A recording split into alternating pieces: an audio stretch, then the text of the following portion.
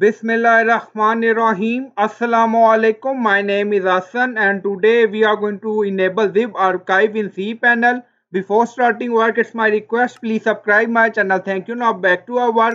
Now you see message. ZipArchive is not installed. Now go to cPanel. Now we are in cPanel and now you see we are in software section and then you see select PHP version. So click on it. Now scroll down. You see zip. So enable this option.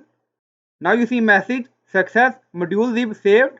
But if you don't see this zip option, now go to cPanel again. So click on it. Now we are in software section again. And then you see PHP pair packages. So click on it. Now you see find a PHP extension.